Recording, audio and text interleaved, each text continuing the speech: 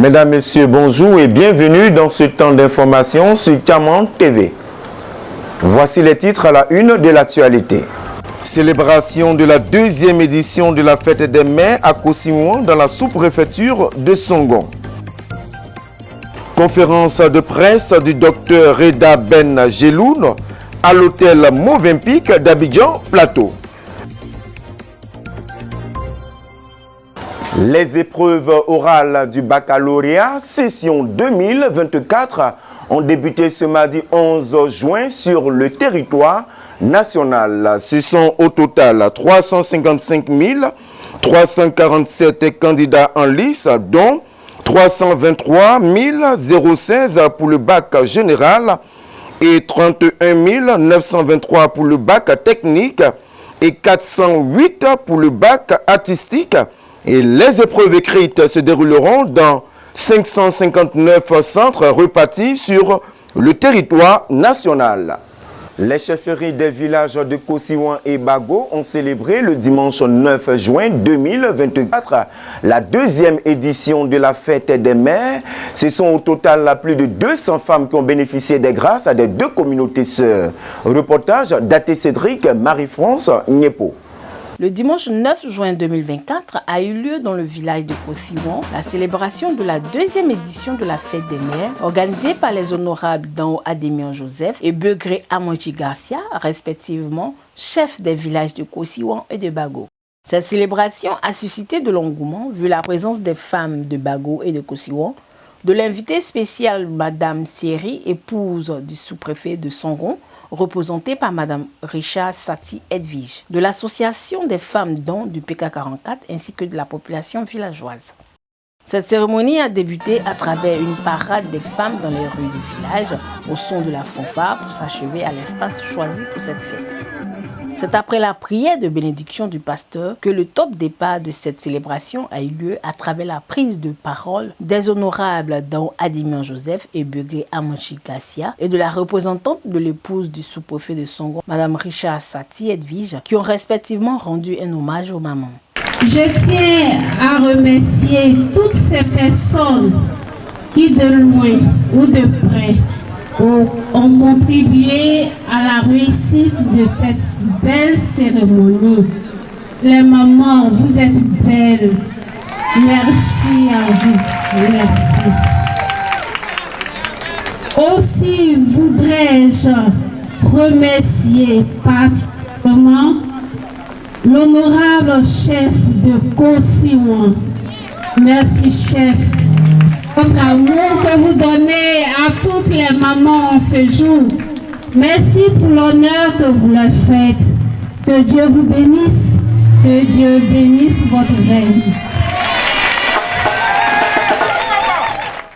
Après les différentes interventions, une remise symbolique de présents a été faite aux femmes et quelques prestations artistiques ont permis d'égayer l'assistance.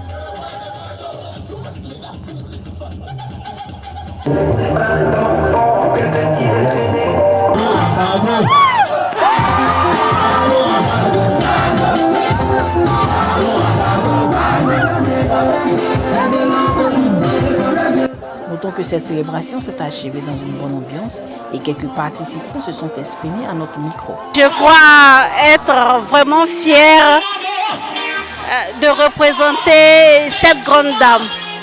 Vraiment, ce fut une fête vraiment agréable où j'ai pu voir les mamans heureuses.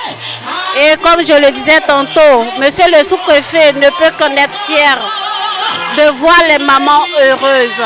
Et je tiens également à remercier le chef de Kossimouan, monsieur Dao Joseph, pour l'honneur, pour l'hommage qu'il fait aux femmes, pour son engagement même pour la cause de la femme, pour la cause de la mère en particulier. Je tiens à remercier le chef du village pour cela. C'est un honneur que nous font nos deux chefs. Vraiment, nous sommes tellement contentes que cet honneur continue de l'éternité en éternité. Que ces deux villages soient toujours unis et que Dieu brave tout ce qui est obstacle et que nous soyons toujours dans la joie. Vraiment, je dis merci à Dieu de nous avoir donné ce jour. Et en ce jour, nous sommes honorés. Je suis avec mon collègue chef du village de Bago. Ensemble, nous avons décidé de ce jour de magnifier nos mamans. Car la maman représente tout. Sans elle, nous ne serons pas là aujourd'hui. Donc c'est une occasion, c'est une date que nous avons choisie pour les magnifier, pour les célébrer. Aujourd'hui, nous sommes à la deuxième édition de cette fête des mères. Chaque année, nous allons célébrer nos mamans tout au long de notre pouvoir. Voilà. C'est la seule occasion que nous avons pour les magnifier, pour les rassembler et les célébrer. Donc elle sera continuelle. Les cadeaux sont autour de 200. Une valeur d'au moins 1 500 000. Ce fut vraiment une grande joie pour nous d'assister à cette cérémonie. Notre souhait à tous, c'est de vraiment maintenir cette joie, cette solidarité afin de dissiper tout querelle et que la paix règne dans la région. Je profite de ce micro pour dire merci aux chefs qui ont pensé vraiment à honorer les mamans. C'est pas permis à tous, mais ils ont pensé et c'est une grande joie pour nous.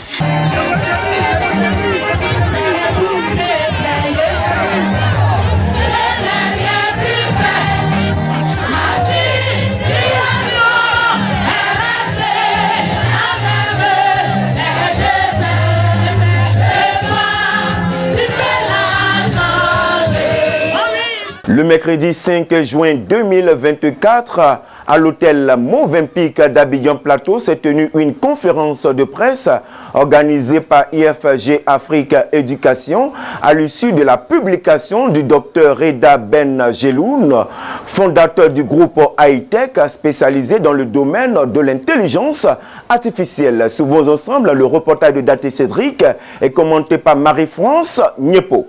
La salle de la Rotonde des Arts de l'hôtel Movenpick d'Abidjan Plateau a connu une ambiance particulière le mercredi 5 juin 2024 lors de la conférence de presse organisée par l'IFG Afrique à l'issue de la publication du Dr Reda Ben Geloun, fondateur du groupe Hightech spécialisé dans le domaine de l'intelligence artificielle. Et prenant la parole, le conférencier Dr Reda Ben Geloun, à travers les travaux de sa recherche, a montré l'impact de l'intelligence artificielle sur la productivité des entreprises. Il faut impérativement que le secteur privé et le secteur public s'allient pour avoir une véritable stratégie nationale d'implémentation de toutes les technologies liées à l'intelligence artificielle. Finalement, la conférence de presse répond à la présentation des résultats du papier que j'ai écrit dans le cadre de mes recherches doctorales, où j'ai analysé en fait la capacité prédictive des modèles liés à l'intelligence artificielle, à la régression linéaire, ainsi qu'au jugement humain. Donc l'idée, in fine, c'était de comparer est-ce qu'une intelligence artificielle pouvait permettre d'améliorer la productivité d'une entreprise comparativement à la méthode traditionnelle qui est l'utilisation en fait d'un être humain pour prendre la décision. Nelson Mandela disait le savoir est une arme, et dans une ère de disruption technologique qui est celle dans laquelle on évolue aujourd'hui, le savoir est plus que capital. Alors la disruption actuelle et l'évolution qu'il y a autour des technologies liées à l'IA peuvent aider la Côte d'Ivoire et l'Afrique en général déjà à résorber le gap en termes d'éducation, parce que énormément d'outils vont être développés qui permettront en fait de partager le savoir et la connaissance au niveau des enfants pour qu'ils puissent grandir et appréhender leur éducation d'une manière beaucoup plus pointue. Ça, c'est le premier point. Mais le deuxième point aussi qui est très intéressant et qu'il faut impérativement adresser, c'est que on doit revoir tout le système éducatif qu'on a. C'est ce qui se fait à l'heure actuelle aussi bien aux États-Unis que sur le continent européen, de manière à ce que justement l'éducation, le cursus scolaire puisse être adapté en fait à la révolution qui est en cours. Le secteur public et donc mon ministère de tutelle, qui est le ministère de l'économie numérique, a beaucoup investi en ressources du secteur privé qui a rejoint le secteur public, et ils ont créé en fait cette division qui est la division de l'innovation et des startups. Donc c'est quelque chose qui est quand même relativement intéressant. Par contre, il y a beaucoup à faire parce que on a mis des personnes, mais il y a toute une réflexion à avoir qui est en cours, et il faut impérativement qu'on les encourage à aller dans la bonne direction pour avoir une véritable stratégie d'implémentation de l'IA comme cela se fait par ailleurs dans d'autres pays et dans d'autres continents. Dans le secteur privé, c'est en tâtonnement. Donc sur les 65 000 entreprises ivoiriennes, très peu sont réellement en train d'avoir une véritable stratégie d'implémentation de l'IA dans leur écosystème, parce que cela appelle à des difficultés en termes de collection des data, comme on l'a dit. Il y a des difficultés à avoir accès aux data, mais il y a aussi également un problème de compétences en interne, parce que pour pouvoir en fait implémenter de l'IA, encore faut-il avoir les ressources idoines en interne pour pouvoir la déployer. Donc il y a beaucoup à faire. Et d'ailleurs, c'est le sujet de la discussion qu'on a eue aujourd'hui, et la volonté et la nécessité que nous devons tous avoir d'aller dans cette direction. Parce qu'un chiffre clé que j'ai partagé, c'est qu'aujourd'hui, il faut comprendre qu'une entreprise qui implémente de l'IA a un gain de productivité de 25%. Donc ça, c'est énormément de recherches qui tournent autour de cela. Et mieux encore, en termes d'amélioration de la bottom line, la profitabilité, les entreprises qui implémentent en fait des technologies liées à l'IA améliorent à peu près de 15% leur profitabilité. Donc si dans le concert des nations, nous voulons avoir des entreprises qui gagnent, on doit les encourager en fait à implémenter le plus rapidement possible les solutions liées à l'IA. Fin de cette édition, merci de nous avoir suivis. Restez fidèles sur Camon TV, la vitrine de tout le peuple haïtien. Dieu bénisse le peuple haïtien ainsi que la Côte d'Ivoire. À bientôt.